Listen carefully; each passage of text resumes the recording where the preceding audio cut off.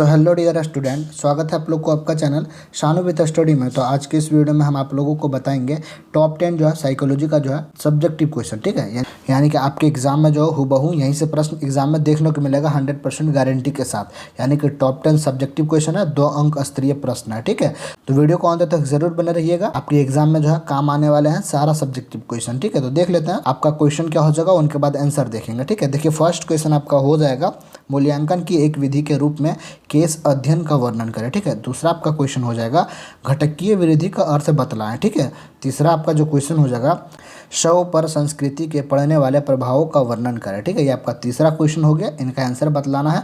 तो हम जो है यानी कि आगे वीडियो में बने रहिए, एक्सप्लेन करके आप लोगों को हम बताएंगे। चलिए नेक्स्ट देखिए, 4 नंबर क्वेश्चन आपका है तगड़ापन। ठीक है, यानी कि तगड़ापन का अर्थ बतलाएं। ठीक है, नेक्स्ट आपका क्वेश्चन है 5 नंबर का असामान्यता की कुसमायोजी विचारधारा का सार बताएं। नेक्स्ट आपका 6 नंबर क्वेश्चन है विरुचि अनुबंध क्या है। ठीक है, आपका अगला क्वेश्चन है 7 नंबर का पूर्वग्रह और विभेद में अंतर स्पष्ट करें। ठीक है, आपका जो है अगला 8 नंबर आपका क्वेश्चन हो जाएगा समूह संघर्ष से आप क्या समझते हैं। ठीक है, नेक्स्ट आपका जो है 9 नंबर क्वेश्चन है यानी कि निर्धनता की संस्कृति क्या है। ठीक है, आपका जो है यानी कि लास्ट क्वेश्चन है विशिष्ट कौशल से आप क्या समझते हैं। ठीक है, इन जो है 10 क्वेश्चन का आंसर हम इस वीडियो के अंतर्गत यानी कि बताने वाले हैं, पूरा एक्सप्लेनेशन के साथ यानी कि विस्तारित से आपको समझाएंगे, जो कि आपके एग्जाम में जो है काम आ जाए, अच्छे तरीके से आप लिख पाएंगे और आप जो है बेखूबी समझ पाएंगे और आप जो है बखूबी अच्छे तरीके से समझ पाएंगे। हम इस तरह आपको समझाएंगे। चलिए आपका फर्स्ट क्वेश्चन क्या था प्यारे विद्यार्थियों, देख सकते हैं यहाँ पे, यानी कि मूल्यांकन की एक विधि जो है के रूप में केस अध्ययन का वर्णन करें। चलिए इनका आंसर देख लेंगे, यानी कि इनका जो है डिफाइन करते हैं क्या हो जाएगा इनका आंसर। यहाँ पे देख सकते हैं फर्स्ट नंबर का आंसर थोड़ा लंबा है, ध्यान से इनको पढ़ना पड़ेगा। फर्स्ट नंबर का आंसर हो जाएगा केस अध्ययन विधि में किसी एक व्यक्ति का उसके मनोसामाजिक एवं दैहिक वातावरण के आलोक में उसके मनोवैज्ञानिक, ठीक है, मनोवैज्ञानिक गुण का गहन रूप से विश्लेषण किया जाता है। इस विधि का उपयोग व्यक्तियों के मूल्यांकन में नैदानिक मनोवैज्ञानिकों द्वारा अधिक किया जाता है। आपको स्टॉप का चिन्ह लगाना है, इसके बाद लिखना है इसके द्वारा महान पुरुषों के जीवन की अनुभूतियां से भी ज्ञान प्राप्त किया जाता है। यानी कि इतना आप लिखेंगे 2 नंबर आपको इजीली मिल जाएगा। अगर आप यहाँ तक भी लिखते हैं तो भी आपको जो है 2 नंबर मिल जाएगा। पहले आप जो है आंसर को समझिए कि आंसर में बोला क्या गया। केस का अध्ययन जो विधि जो है एक व्यक्तित्व का उसका मनोसामाजिक जो होता है ना, उसके जो है मनोसामाजिक केस अध्ययन विधि जो होता है वो एक मनोसामाजिक होता है। ठीक है, यानी कि दैहिक वातावरण होता है जो कि इंसान के मनोवैज्ञानिक गुण का जो है गहन रूप से उसका विशेषता बताता है। ठीक है, इस विधि में जो है व्यक्तियों का परीक्षा लिया जाता है, मूल्यांकन किया जाता है। ठीक है, किसका मूल्यांकन किया जाता है, उसके बुद्धि लब्धि का। ठीक है, तो उसमें जो है जो अधिक यानी कि प्राप्त होता है उसका बुद्धि लब्धि, उसी को जो है यानी कि केस अध्ययन बोला जाता है। ठीक है, चलिए आपका नेक्स्ट क्वेश्चन देख लेंगे प्यारे विद्यार्थियों। आपका 2 नंबर का क्वेश्चन क्या है, 2 नंबर आपका क्वेश्चन है घटकीय यानी कि घटकीय वृद्धि का अर्थ बतलाएं। ठीक है, चलिए आपका नेक्स्ट जो आंसर देख लेंगे, यानी 2 नंबर का आंसर क्या हो जाएगा। देखिए 2 नंबर का आंसर क्या होगा, घटकीय बुद्धि स्टर्नबर्ग द्वारा प्रतिपादित त्रितंत्र सिद्धांत का एक प्रकार है। इस प्रकार की बुद्धि में अमूर्त चिंतन करने तथा सूचनाओं को संसाधित करने की क्षमता सम्मिलित होती है। स्टॉप का चिन्ह देना आप लोगों को, यहाँ पे लिखना है जिन व्यक्तियों में ऐसी बुद्धि अधिक होती है वे विश्लेषणात्मक ढंग से एवं आलोचनात्मक ढंग से सोचने में निपुण होते हैं। ठीक है, तो आप लोग पढ़ लिए कि क्या है। अब देखिए होता क्या है, यहाँ पे जो क्वेश्चन का आंसर दिया गया है इस प्रकार आप लोग समझिए कि घटकीय बुद्धि स्टर्नबर्ग के द्वारा, ठीक है, एक वैज्ञानिक है स्टर्नबर्ग, उसके द्वारा एक जो है नियम दिया गया, प्रतिपादित किया गया कि त्रितंत्र सिद्धांत, ठीक है, वो एक प्रकार की बुद्धि अमूर्त चिंतन है। यानी कि आप जो है अमूर्त सोच सकते हैं। मूर्त देखिए, मूर्त क्या होता है, मूर्त यानी कि सामान्य चीज़ें सोच सकते हैं, लेकिन अमूर्त क्या होता है, यानी कि जो आप कल्पना कर रहे हैं, ठीक है, जो आप कल्पना कर रहे हैं जिसके बारे में आपको पता भी नहीं है उसके बारे में आप कल्पना कर ले रहे हैं, वो अमूर्त चिंतन हुआ। वो करने की सूचना संसाधित करने की क्षमता सम्मिलित होती है किसमें, जिन व्यक्ति में ऐसी बुद्धि अधिक होती है वो जो है इस विश्लेषणात्मक ढंग से एवं आलोचनात्मक ढंग से सोचने में निपुण होता है, यानी कि उसमें सक्षम पाए जाते हैं। इतना आप लोग लिखेंगे 2 नंबर आपको इजीली मिल जाएगा। चलिए आपका नेक्स्ट जो है क्वेश्चन देख लेंगे प्यारे विद्यार्थियों, 3rd नंबर का। आपका 3rd नंबर क्वेश्चन था शव पर संस्कृति के पड़ने वाले प्रभावों का वर्णन करें। शव, ठीक है, चलिए इनका इसको डिफाइन करते हैं अच्छे तरीके से, आप लोगों को समझाते हैं। 3rd नंबर का यानी कि आंसर क्या हो जाएगा, शव पर संस्कृति का स्पष्ट प्रभाव पड़ता है। आपको बंद देना है, चिन्ह बंद का देना है। भारतीय संस्कृति में पलने वाले व्यक्तियों का शव पश्चिमी संस्कृति में पलने वाले व्यक्तियों के शव दोनों में भिन्न होता है। देखिए, भारत के संस्कृति में पलने वाला दो प्रकार के शव होते हैं, एक जो है पश्चिमी संस्कृति, एक होता है भारतीय संस्कृति, एक होता है आपका पश्चिमी संस्कृति। दोनों में जो पलने वाला शव जो होता है व्यक्ति का, दोनों अलग अलग होता है, भिन्न होता है। यहाँ पे फिर बोला गया भारतीय संस्कृति में शव एवं अन्य के बीच जो सीमा होती है वह लचीली होती है, लेकिन जबकि पश्चिमी संस्कृति में ऐसा बात नहीं है। बस आप इतना ही लिखेंगे, 2 नंबर आपको मिल जाएगा। ठीक है, चलिए आपका नेक्स्ट क्वेश्चन देख लेंगे प्यारे विद्यार्थियों। 4 नंबर का आपका 4 नंबर क्वेश्चन क्या था? तगड़ापन। ठीक है, यानी कि तगड़ापन का अर्थ बतलाएं। चलिए इनको डिफाइन करेंगे अच्छे तरीके से, आप लोगों को समझाएंगे फुल एक्सप्लेनेशन के साथ। चलिए आपका 4 नंबर का जो आंसर हो जाएगा, तगड़ापन एक ऐसा सिलगुण है जिसमें 3 तरह के तत्व अर्थात यानी कि वचनबद्धता, नियंत्रण तथा चुनौती, तीनों प्रकार के ये पाए जाते हैं। वचनबद्धता और नियंत्रण और चुनौती के गुणों का जो है समुच्चय होता है तगड़ापन में। और ऐसा व्यक्ति, यहाँ पे लिखा गया, ऐसा व्यक्ति तनावपूर्ण परिस्थिति में भी बिना किसी बीमारी का लक्षण दिखाए अपने लक्ष्य की प्राप्ति के लिए उन्मुख होते हैं। तगड़ापन समझते होंगे ना आप लोग, देहात से होंगे, अगर आप लोग गाँव से होंगे या शहर से भी होंगे तो तगड़ापन आपको पता होगा। किसी के मुँह से सुनेंगे कि उसके अंदर काफ़ी तगड़ापन है, यानी कि वो तगड़ा है, मजबूत है। तो तगड़ापन का ही मतलब होता है मजबूत। तो वही यहाँ पे बोला जा रहा है कि तगड़ापन मतलब इतना मजबूत होता है, उसके अंदर ऐसा सिलगुण पाया जाता है, इतना वचनदाता होता है, नियंत्रण होता है, चुनौती होता है, जो कि अगर उसके सामने जो है कोई ख़राब परिस्थिति भी आ जाए, बुरा परिस्थिति आ जाए, फिर भी वो डट कर खड़ा होकर अपना जो है काम कर सकेगा, अपने लक्ष्य की ओर बढ़ सकेगा।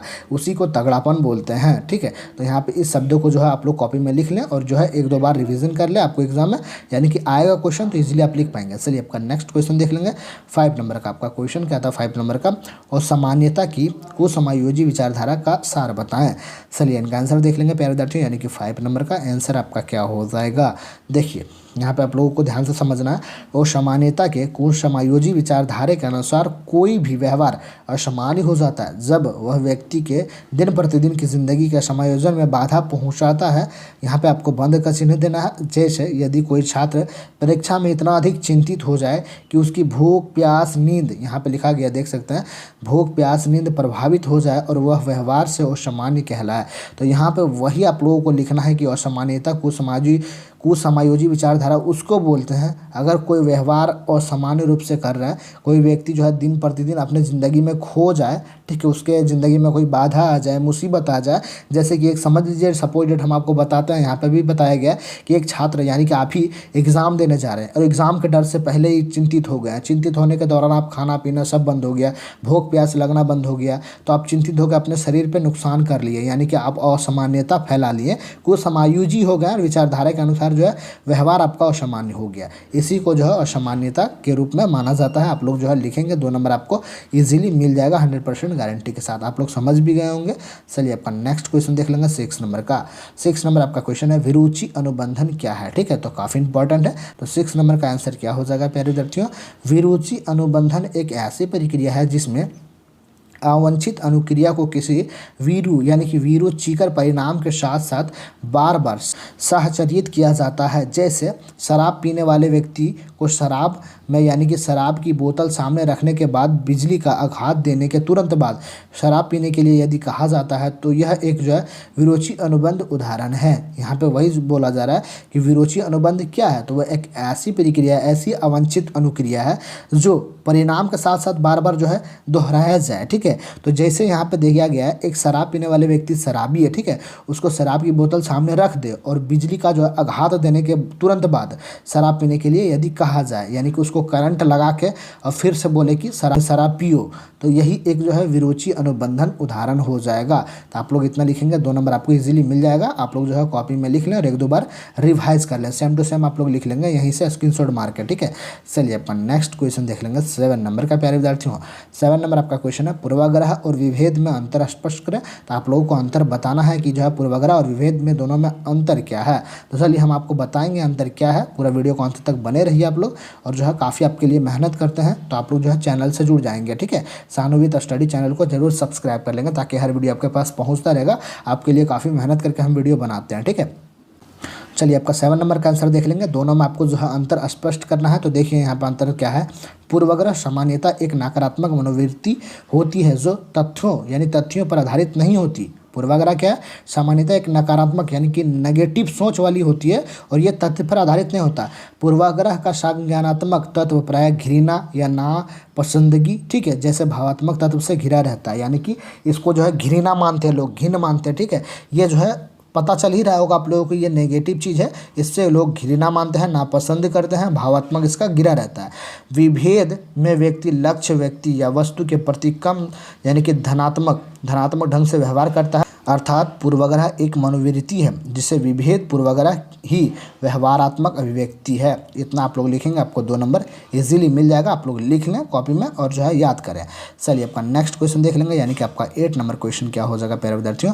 8 नंबर क्वेश्चन देख लेंगे। यहाँ पे देख सकते हैं समूह संघर्ष से आप क्या समझते हैं, इनका जो है डिफाइन करना है, इनको बताना है 15 से 20 शब्दों में। चलिए डिफाइन करते हैं हम लोग। चलिए 8 नंबर का जो है यानी कि आप लोगों को बताना है, जब व्यक्ति के 2 या 2 से अधिक समूहों के बीच इस ढंग की अंतः क्रिया होती है, यानी कि एक दूसरे के बीच क्रिया होती है जिसमें लोग किसी न किसी ढंग से एक दूसरे के विरोध करते हैं तथा एक दुर्लभ या असंगत लक्ष्यों की प्राप्ति करने के लिए एक दूसरे पर सामाजिक सत्ता का उपयोग करते हैं, तो इसे ही संपूर्ण यानी कि समूह संघर्ष बोला जाता है। समूह संघर्ष किसे बोला जाता है, ध्यान से समझिएगा, फिर हम आपको एक बार और रिपीट करके समझाते हैं।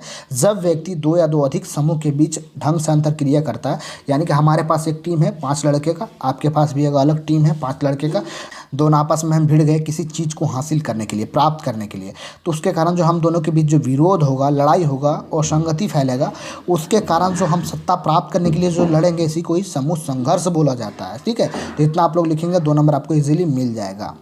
चलिए आपका नेक्स्ट क्वेश्चन देख लेंगे 9 नंबर का। 9 नंबर आपका क्वेश्चन क्या हो जाएगा प्यारे विद्यार्थियों, निर्धनता की संस्कृति क्या है। तो आप लोगों को बताना है कि जो है निर्धनता की संस्कृति क्या है, इसको डिफाइन करना अच्छे तरीके से। चलिए हम आपको बताते हैं कि निर्धनता की संस्कृति क्या है। तो 9 नंबर का देख सकते हैं आंसर यहाँ पे, गरीबों यानी क्वेश्चन का आंसर है, गरीबों का एक ऐसा विश्वास तंत्र को रहने का ढंग तथा मूल्य होता है जिसमें उसका पालन पोषण होता है। इस विश्वास तंत्र आदि को गरीबी की संस्कृति कहा जाता है, जो उन्हें यह सोचने के लिए बाध्य करता है कि कल वह भी गरीब रहेगा, यानी कि वह कल भी गरीब रहेगा। ये बात को पॉइंट है, ये बात समझिएगा। यहाँ पे वही बोला जा रहा है कि गरीबों का ऐसा विश्वास तंत्र, रहने का ढंग, मूल्य होता है जिसका पालन पोषण होता है। इस विश्वास तंत्र आदि को गरीबी की संस्कृति कहा जाता है, लेकिन उन्हें यह सोचने के लिए बाध्य करता है कि कल भी वह गरीब ही रहेगा। ये मतलब ये सोचने के लिए उसको बाध्य करता है, बाधा डालता है कि कल भी हम गरीब ही रहेंगे क्या, कुछ तो चेंजेस होगा, ऊपर वाले दया करेंगे तो कुछ तो चेंजेस होगा। तो इसी को आप लोग जो है लिखेंगे अच्छे तरीके से, तो आपको 2 नंबर इजी तरीके से मिल जाएगा प्यारे विद्यार्थियों। चलिए आपका लास्ट क्वेश्चन देख लेंगे, यानी कि ऑफिशियल मॉडल पेपर का जो है टॉप 10 सब्जेक्टिव क्वेश्चन में से आपका लास्ट क्वेश्चन हो जाएगा 10 नंबर का, 2 अंक स्तरीय प्रश्न में से। ठीक है, तो आपका 10 नंबर का क्वेश्चन क्या हो जाएगा प्यारे विद्यार्थियों, विशिष्ट कौशल से आप क्या समझते हैं, यानी विशिष्ट कौशल है यानी कि स्किल से आप क्या समझते हैं। ठीक है, चलिए इनका डिफाइन करते हैं अच्छे तरीके से आप लोगों को। ठीक है, वीडियो को अंत तक बने रहिएगा। चलिए देखिए 10 नंबर का आपका क्वेश्चन का आंसर क्या हो जाएगा, विशिष्ट कौशल से तात्पर्य वैसे निपुणताओं एवं क्षमताओं से होता है जो विशेष मनोवैज्ञानिक सेवा के लिए आवश्यक होती है, जैसे नैदानिक परिस्थिति में कार्यरत मनोवैज्ञानिक को, यानी कि चिकित्सीय प्रविधियों, मनोवैज्ञानिक मापन, परामर्श आदि से संबंध क्षमताओं की ज़रूरत होती है, जो एक विशिष्ट कौशल का उदाहरण है। इतना ही आप लिखेंगे, 2 नंबर आपको इजीली मिल जाएगा, बशर्ते आप लोग जो है रिवीजन पे ज़्यादा ध्यान देंगे। एक बार जो है पूरा सब्जेक्टिव क्वेश्चन को नोट कर लें, स्क्रीनशॉट मार करके हम आपको दिखा देते हैं,